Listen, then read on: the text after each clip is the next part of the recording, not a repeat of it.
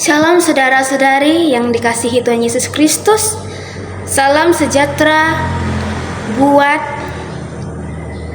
saudara-saudari semua yang berada, kiranya damai dan sukacita oleh Roh Kudus melimpah senantiasa dalam hati dan pikiran saudara-saudari. Sebelum kita mendengarkan firman Tuhan, marilah kita bersatu hati di dalam doa.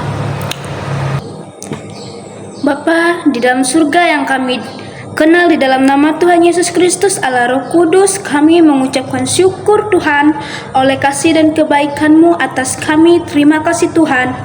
Terima kasih untuk berkat dan perlindungan-Mu Tuhan, dan terima kasih untuk berkat kesejahteraan-Mu, kekuatan segala yang baik Tuhan berikan pada kami di waktu yang indah ini. Tuhan, kami rindu mendengarkan suara kebenaran firman-Mu.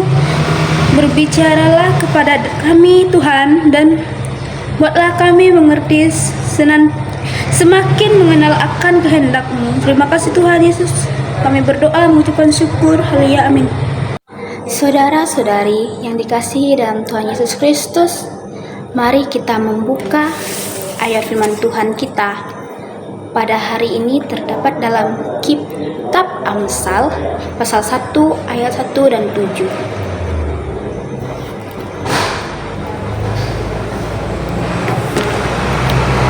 Dengan perikop tujuan Amsal ini.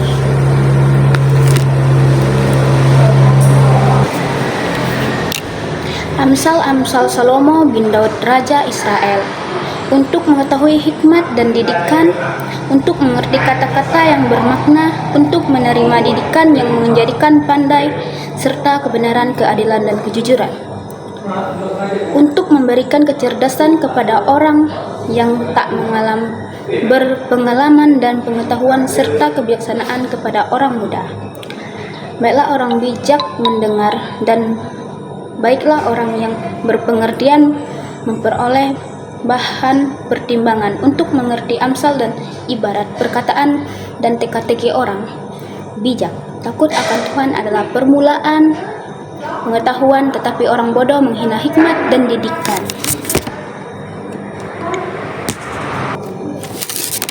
Saya beri tema takut akan Tuhan.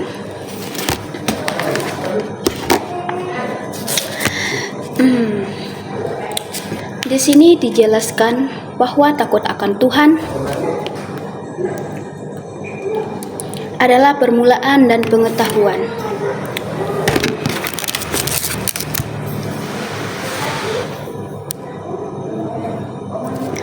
Dan pada hari ini kita akan belajar atau kebenaran firman Tuhan tentang takut akan Tuhan.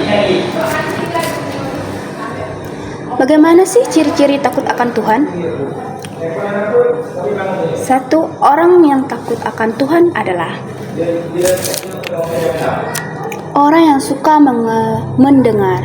Istilah mendengar yang dimaksud dalam teks ini dan istilah mendengar juga seseorang yang harus mendengar. Ia akan takut akan Tuhan karena apa yang didengarnya akan menyerap dalam setiap kehidupan dari pikiran hatinya dan akan memberikan perhatian oleh takut akan Tuhan. Kedua, ia memiliki kecerdasan. Seseorang yang cerdas belum tentu pintar. Pintar belum tentu cerdas. Kenapa cerdas itu penting? Karena kecerdasan itu menghasilkan sesuatu, solusinya yang terbaik. Kenapa dikatakan baik? Kalau kita menghadapi masalah, kalau seseorang pintar tapi dia tidak cerdas, dia tidak bisa menghadapi masalah dengan baik dan benar. Tetapi kalau seseorang itu cerdas, kalau dia tidak pintar, dia pasti mampu mengatasi masalah dengan baik, dengan benar. Tapi kalau seorang itu cerdas, kalau dia tidak pintar, dia pasti mampu mengatasi masalah dengan baik. Jadi kalau orang yang kecerdasan kecerdasannya, otomatis dia akan takut akan Tuhan. Nah, itu sebabnya kalau kita takut akan Tuhan, kecerdasan itu ditentukan karena salah seorang untuk menyelesaikan satu masalah. Nah, itu sebabnya takut akan Tuhan itu seorang itu harus cerdas. 3. Takut akan Tuhan itu adalah permulaan dan pengetahuan. Apa itu pengetahuan? Sesuatu yang harus diraih oleh seseorang. Pengetahuan itu bisa diperoleh dengan belajar. Kalau seseorang itu mengikuti pengetahuan, dan otomatis akan memperoleh takut akan Tuhan, karena antara pengetahuan dan takut akan Tuhan itu sejajar. Ada kelihatannya takut akan Tuhan itu adalah permulaan pengetahuan. Jadi kalau seorang itu tidak takut akan Tuhan, otomatis dia tidak memiliki pengetahuan. Di sini dijelaskan dalam ayat yang ke-7b, tetapi orang bodoh menghina hikmat dan didikan.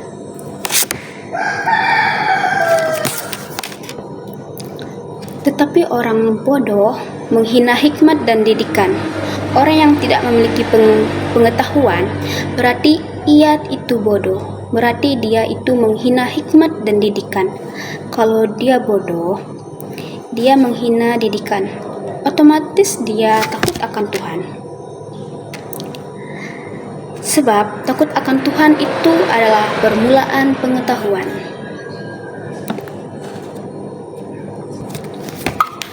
Kitab Amsal mengajarkan kita bahwa pengetahuan yang tidak disertai dengan takut akan Allah merupakan sesuatu hal yang tidak berguna, dan kitab Amsal membuat seorang yang tidak berpengalaman di dalam kehidupan dapat mempunyai pengetahuan akan arti dan tujuan kehidupan. Demikian firman Tuhan kita pada hari ini. Tuhan Yesus memberkati. Amin. Karena tadi mengawali dengan doa, maka kita akan mengakhiri dengan doa. Mari kita berdoa.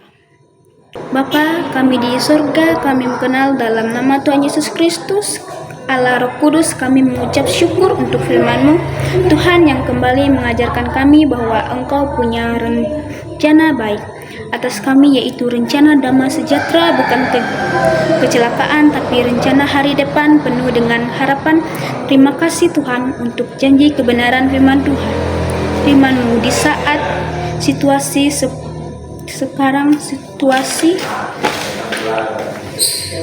keadaan dunia terkadang membuat kami cemas, tapi kami percaya akan janji kebenaran akan firman-Mu. Engkau punya rencana yang baik atas setiap kami, dan Engkau bekerja segala sesuatu yang mendatang kebaikan bagi kami. Engkau memberkati setiap kalinya pekerjaan, tugas, dan tanggung jawab kami. Terima kasih ya Tuhan, daripada-Mu lah sumber segalanya. Engkau memberkati kami, Engkau yang membuat kami berhasil. Engkau senantiasa menolong kami. Terima kasih Bapa. Kami serahkan hanya ke dalam tangan kasih-Mu, hanya di dalam nama Tuhan Yesus Kristus kami berdoa mengucap syukur. Haleluya, amin.